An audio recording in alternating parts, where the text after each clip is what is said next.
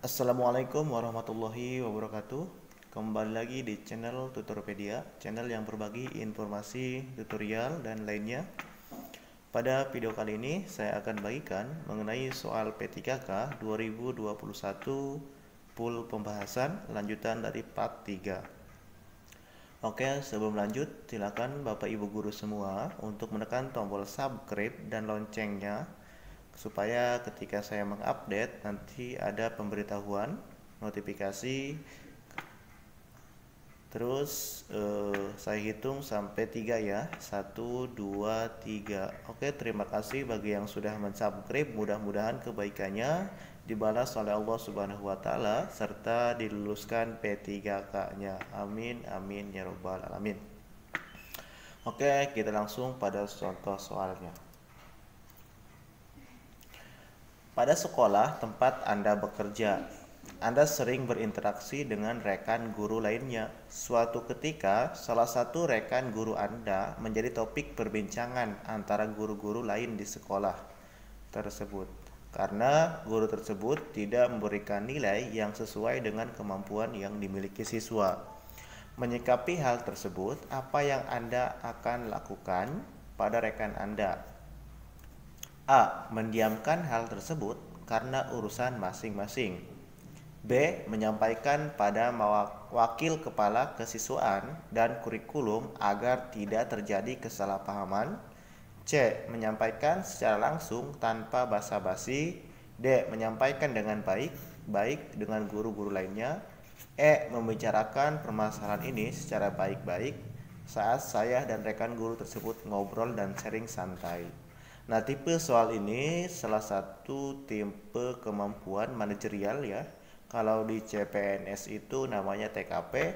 Jadi kita harus win-win solution. Jadi mencari solusi tanpa menyebabkan masalah lain. Oke, kita langsung pada pembahasan. Pembahasannya itu jawabannya itu adalah E. Ini tergolong kategori kompetensi sosial. Artinya kita harus berkomunikasi secara efektif, empatik, dan santun dengan sesama pendidik, tenaga kependidikan, orang tua, dan masyarakat. Jadi jawabannya itu adalah E. Membicarakan permasalahan ini secara baik-baik saat saya dan rekan guru tersebut ngobrol dan sering santai. Oke, next. Siswa-siswi peserta Olimpiade Sains Nasional atau OSN dari sekolah Anda gagal meraih skor tinggi dalam uji coba OSN. Sebagai pendamping OSN, apa yang Anda lakukan? A. Saya merencanakan, menyiapkan, dan menyelenggarakan latihan lebih insentif bagi peserta didik untuk mengikuti OSN pada waktu berikutnya. B. Saya meminta peserta OSN membentuk kelompok belajar materi OSN agar penguasanya meningkat. Terus C. Saya meminta alumni OSN untuk mengajari para peserta tentang cara menjawab soal OSN. D. Saya mendorong para peserta OSN mengikuti tambahan pengerjaan materi Olimpiade dan guru kelas. E. Saya mengarahkan orang tua peserta OSN untuk lebih memotivasi anak mereka agar lebih giat belajar dalam persiapan OSN. Untuk keyword ini letak pada ketika kita gagal meraih skor tinggi, kita sebagai pendamping OSN, kita harus melakukan ya. Jawabannya itu adalah A. Kita harus merencanakan, menyiapkan, serta menyelenggarakan latihan lebih insentif atau lebih rutin lagi kepada peserta didik untuk periode berikutnya. Nah, ini tergolong pada kompetensi kepribadian. Ya, kompetensi kepribadian itu menunjukkan etos kerja, tanggung jawab yang tinggi, serta rasa bangga menjadi guru dan rasa percaya diri. Oke, next, soal selanjutnya. Tetangga Anda memiliki anak yang menyandang penyakit genetik, kakinya cacat sebelah, sehingga jalannya agak pincang. Ketika menginjak usia SMP, anak itu mulai tidak percaya diri karena tidak kuat dibully temannya. Tragisnya, anak tersebut tidak naik kelas sehingga mogok tidak mau melanjutkan sekolah.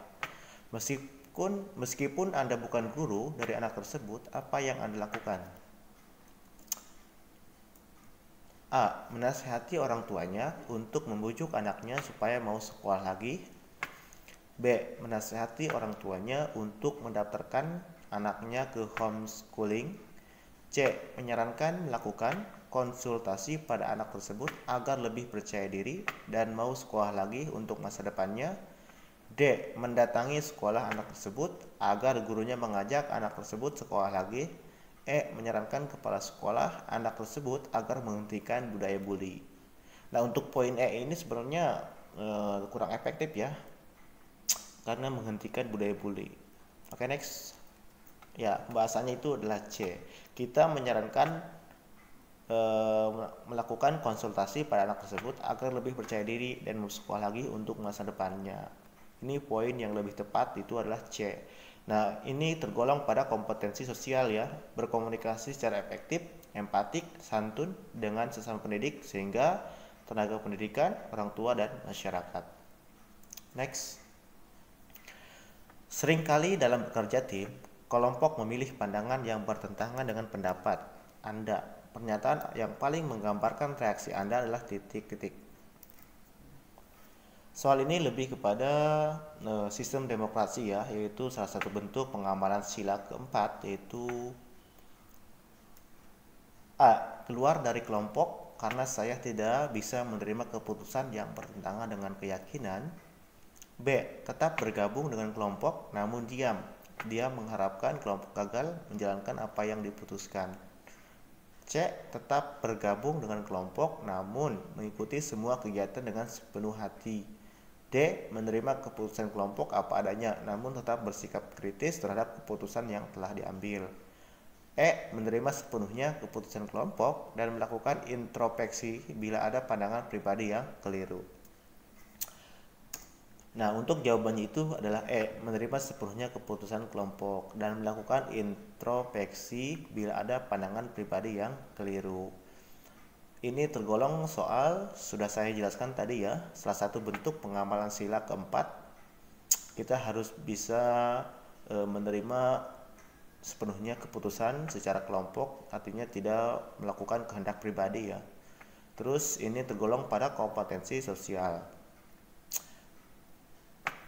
Oke, next, soal nomor 5. Saat terjadi tindakan asusila di sekolah antara guru dan siswa, apa yang perlu Anda lakukan? Nah, di sini kita sebagai penengah ya. Ada guru dan siswa yang sedang tindakan asusila. Kita harus melakukan apa? A. Membahas bersama pihak internal sekolah dan segera menemukan solusinya. Terus B. Mendiskusikan peristiwa tersebut dengan melibatkan pihak-pihak yang berkepentingan. C. Memanggil guru dan siswa yang bertindak asusila disertai pemberian nasihat. D. Memberitahukan kejadian tersebut kepada pihak-pihak yang berkepentingan agar mendapat bantuan. Terus E. Membiarkan peristiwa tersebut menghilang secara alamiah agar tidak melakukan sekolah. Nah, untuk poinnya ini sebenarnya kurang efektif ya. Oke, next. Ya, jawabannya itu adalah A. Ini sama tergolong pada kompetensi sosial. Artinya kita meluruskan secara bersama pihak internal sekolah dan segera menemukan solusinya. Sudah saya jelaskan tadi ya, kita harus mencari win-win solution. Artinya mencari solusi tanpa menyebabkan masalah lain. Oke, next. Dalam diskusi kelompok, saya biasanya dikenal sebagai individu yang titik-titik. Menerima pendapat orang itu yang kurang logis.